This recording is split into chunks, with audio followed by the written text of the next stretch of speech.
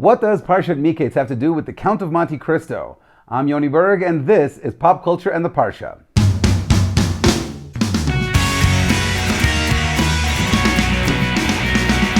Welcome to Pop Culture and the Parsha, the series where I take the weekly Parsha and I connect it to some aspect of pop culture, whether it's movies, TV shows, comic books, plays, whatever. Today we're going to talk about the Parsha of Miketz and its connection to the 2002 movie, The Count of Monte Cristo. Now I know that there's a book called The Count of Monte Cristo upon which the movie is based, but I'm a little bit more familiar with the movie, so we're gonna stick with the movie instead of talking about the book this time. So let's dive right into the Parsha and see what it's all about. The Parsha has a lot going on, and it's a continuation from last week's story. But it starts off with Paro having his dream of 7 fat cows coming out of the Nile, and they're proceeded to be eaten by 7 skinny cows that follow them out of the Nile, and the skinny cows don't get any fatter. He then has another dream, or a second part of the dream, in which there are 7 healthy stalks of wheat that are growing, and then they are eaten by 7 thin stalks of wheat, and the thin stalks of wheat don't get any fatter. And he's really troubled by this dream.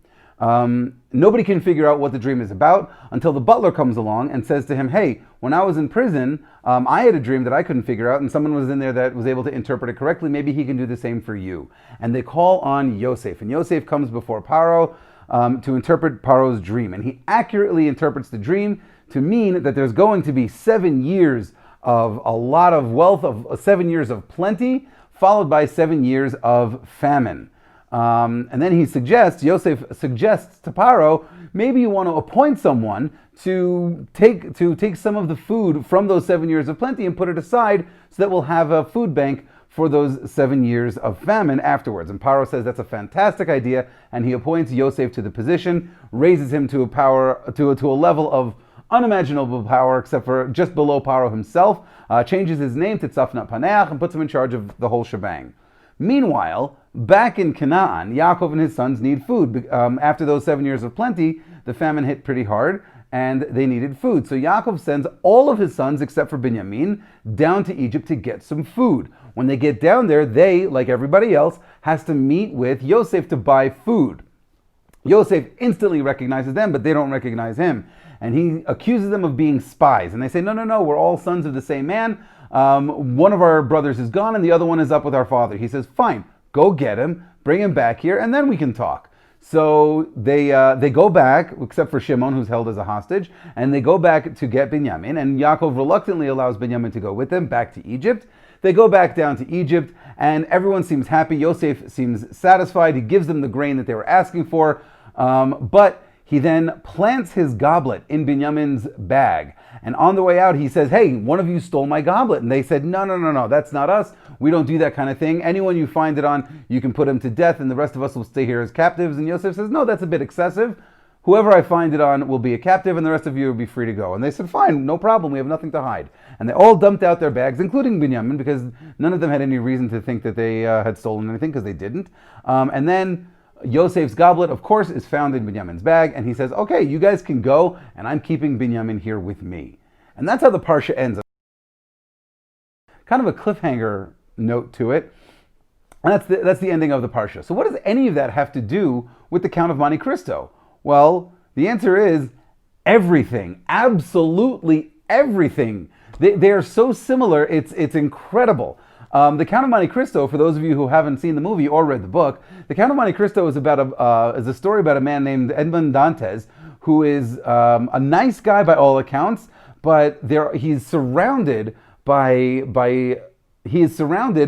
jealous people on all sides, and they all conspire against him to have him framed for a crime that he did not commit, thrown into prison, and then after he gets out of prison, I'm skipping over a lot of the story, but after he gets out of prison, he rises to a position of unimaginable power and wealth, and he uses that position of power and wealth to get back at the people who had wronged him. And he does this to them face to face, but because he is now a much wealthier person, an older person, and he changed his appearance a little bit, the people that had wronged him don't know that it's him doing it, even though he's getting back at them right to their faces. This is almost an exact a match to the Parsha. It's eerie. Now, I know what a lot of you might be thinking. A lot of you who know the Parsha might be saying, wait, but Yosef is not such a bad guy. He's not really in it for revenge. He really loved the brothers. He was just testing them. Well, that's only if you know next week's Parsha. If you're going through it one at a time, you don't know that at this point. At this point, it just seems to look like Yosef is playing mind games with them. And at the end of the Parsha, he threatens to keep Binyamin as a prisoner while letting the rest of them go. It seems like this is a man who is dead set on having his revenge against the brothers who had wronged him earlier in his life, just as Edmond Dantes got his revenge against all those people that had wronged him earlier in his life. But, spoiler alert, we find out next week that it really was just a test, and Yosef was actually just trying to see if his brothers had become better people, which indeed they had. We'll find that out more in detail next week. But I thought that the similarities were just so striking. Yosef and Edmond Dantes being these two men who were just nice people, and then people around them, the people who surrounded them, on the one hand Yosef's brothers, on the other hand the people that Edmond worked with, they all conspired to have his life ruined. But despite that, despite all their efforts to have their lives ruined, both Yosef and Edmond Dantes were able to rise up from that and become incredibly powerful people, incredibly wealthy people.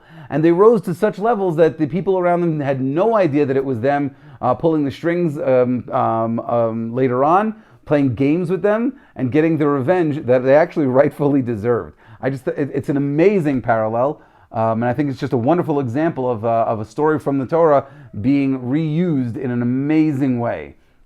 So let me know if you think this was a good connection to Parshat Miketz.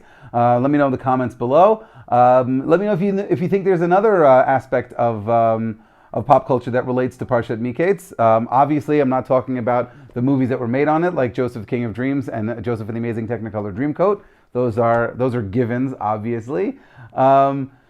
Like and subscribe to this channel if you enjoyed this video, and make sure to tell everybody else about it, and also share this Dvar Torah at the Shabbat table. I think it's a wonderful idea to share, and can't hurt to start a lively conversation at the Shabbat table based on Torah and pop culture. So that being said, I hope you guys enjoyed the video, and until next week, Shabbat Shalom, and as you can tell from the decor, also, Chanukah Sameach.